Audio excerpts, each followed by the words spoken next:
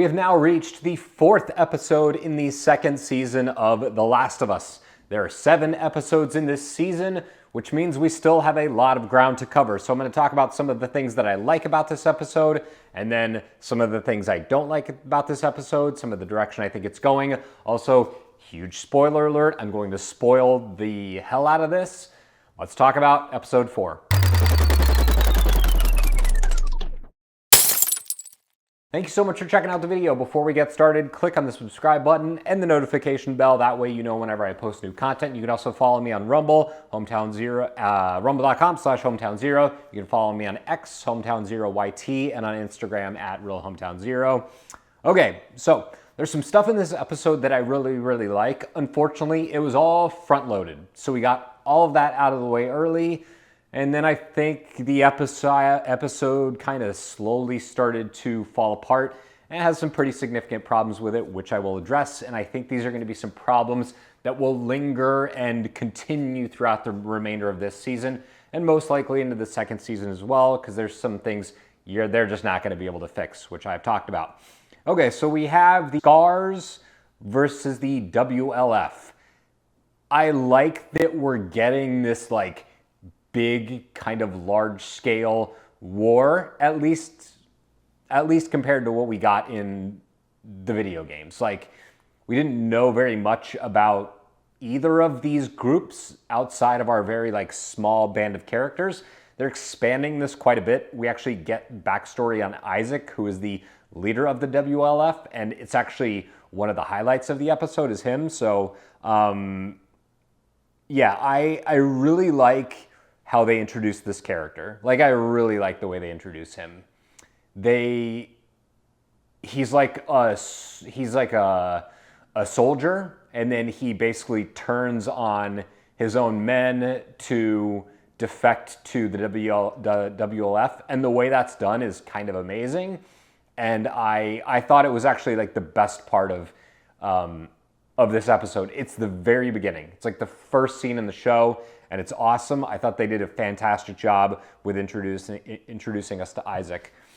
In the second game, there's a huge sequence at a Seattle television station where they come in and find all these people hanging, and then they have to fight some WLF bad guys, and it is really messed up and sinister and dark, and it's actually handled pretty well here. I like that they switched it from daytime to night. It also does something interesting, which is it just addresses, without actually saying it, it addresses the fact that, spoiler alert, Ellie is a fairly frail woman compared to the average male who has more muscle mass and is bigger, stronger, faster. And they kind of address it here because in the video games, this is an instance where she would just kill everybody in the room, and that is not really realistic in, the actual real world that we live in. So they had to, they kind of acknowledge that she's not just going to go around and F dudes up, because it's just not going to work. So they kind of acknowledge that in the scene, which I think is cool. So that's the stuff that I mostly liked. All right, let's talk about some of the stuff I didn't.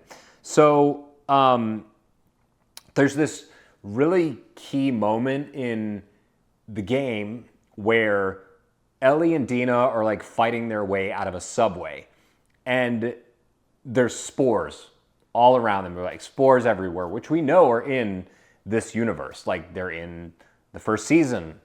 The spores are addressed. We know they infect people.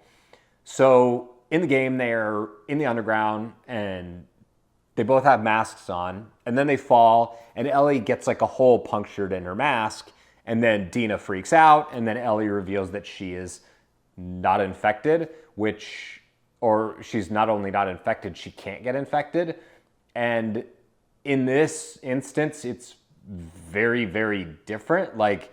They're fighting through this turnstile, and Dina's about to get bit, and so Ellie shoves her forearm in the face of the infected, and then they bite her. And then there's this kind of back and forth when Ellie and Dina get to the theater where oh, she might be infected, and maybe I have to kill this girl I'm falling in love with. And it just doesn't really work. And it seemed like a change that was, first of all, didn't need to be made. And the way it handled with her like just shoving her arm in this infected's face came off as just dumb and weird and didn't really make any sense. So I didn't like that. We also now know that Dina is super duper pregnant, and it presents a couple of interesting caveats. Now, we know full blown that Dina and Jesse are back together. This sort of explains how Dina is pregnant after these 3 months pass from the first episode, or the first episode, or the second episode. The 3 months pass after Joel's death. Spoiler alert. So we now know that like Dina and Ellie are becoming a thing, but Dina is still with Jesse, and it just is gonna be really weird, and I'm not quite sure how they're going to address it. It seems like they have written themselves into a corner unnecessarily. We will see how it plays out. There's also this just awful line where Ellie is like, "I'm gonna be a dad," and the internet has rightly flamed this moment as being awful, and they're right. It's really, really, really bad.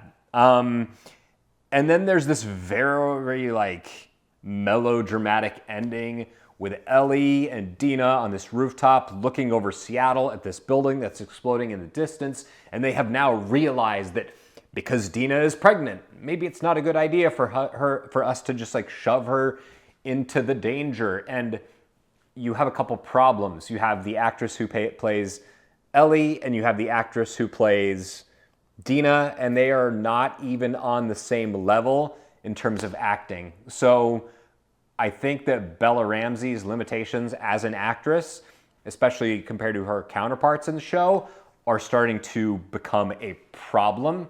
And I think there's a bigger problem that I kind of noticed, especially at the end, and that's that we're getting into the territory where the first season had this awesome relationship between Joel and Ellie, and that is now like gone. And we haven't seen Joel in multiple episodes. And in the games, we get some more of him in flashbacks, and I'm sure we're gonna get to that. But right now, the lack of that relationship is very much hurting the series. It just is. They had great chemistry, Pedro Pascal and Bella Ramsey, and here it's just not working without those two characters. So I know that they will get to that in future episodes. If they don't, they're insane, because that's like half the story of the game. So yeah, I think this show is really kind of middling and trying to still find its way, which is not good when you're 4 episodes into a 7-episode series. We'll see what happens with this season and the next couple episodes, and then whatever they do with the next season, which will be the back half of the second game. So that's what I thought of this episode. It was not great. It was okay. It had some good moments, bad moments. Let me know what you think in the comments. Hit me up on my social medias. Thank you for watching, and I will see you next Saturday at 9 a.m.